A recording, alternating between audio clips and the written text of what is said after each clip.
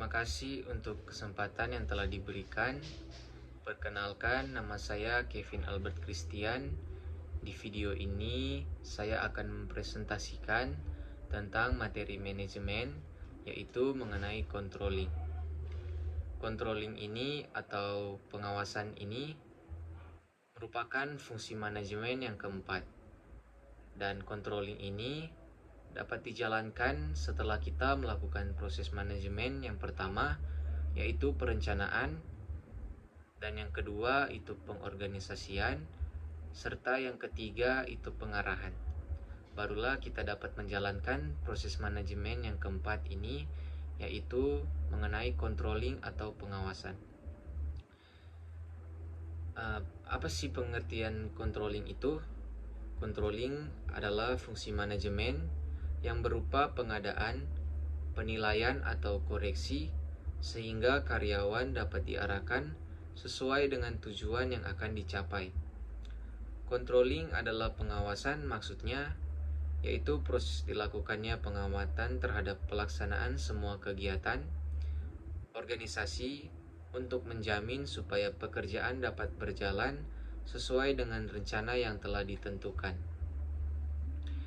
Dapat pula didefinisikan bahwa pengertian controlling atau pengawasan adalah salah satu fungsi manajemen dalam bentuk mengadakan penilaian, mengadakan koreksi sehingga apa yang dilakukan oleh bawahan bisa diarahkan ke jalan yang benar agar tujuan yang telah digariskan bisa tercapai.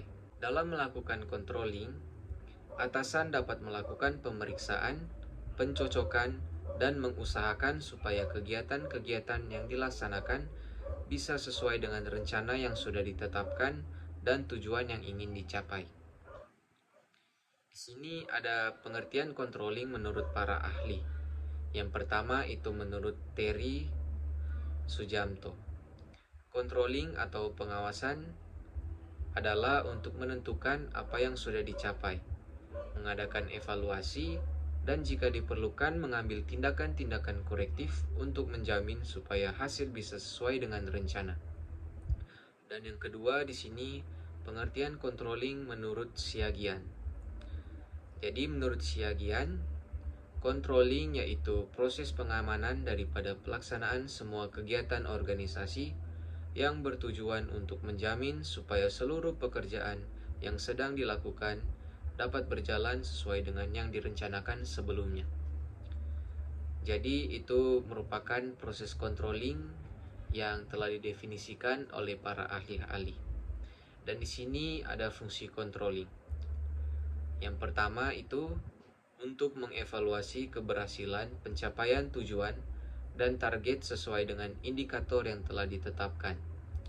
Yang kedua, untuk mencegah terjadinya kelalaian, penyelewengan, penyimpangan, dan kelemahan agar tidak menimbulkan kerugian yang tidak diinginkan. Dan yang ketiga, untuk mengambil langkah koreksi dan klarifikasi terhadap penyimpanan yang mungkin saja ditemukan. Yang keempat, untuk menjalankan berbagai macam alternatif solusi terhadap berbagai masalah yang berkaitan dengan pencapaian tujuan perusahaan. Dan yang kelima, untuk mendidik para pejabat agar mereka bisa menjalankan pekerjaan sesuai prosedur yang telah ditentukan. Dan yang keenam atau yang terakhir, untuk mempertebal rasa tanggung jawab pejabat yang diberikan wewenang dan tugas untuk menjalankan pekerjaan. Jadi mengapa controlling itu sangat penting? Karena pentingnya controlling dalam manajemen, maka perusahaan atau organisasi harus menerapkan controlling. Jika controlling tidak diterapkan, maka rencana dan tujuan yang ingin dicapai bisa saja tidak tercapai dengan baik. Adapun beberapa alasan lain mengapa controlling itu penting bagi manajemen perusahaan sebagai berikut. Dapat menilai akurasi standar.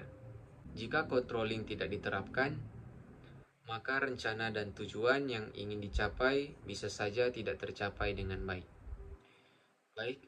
Kiranya itu saja dari saya mengenai presentasi tentang controlling. Terima kasih.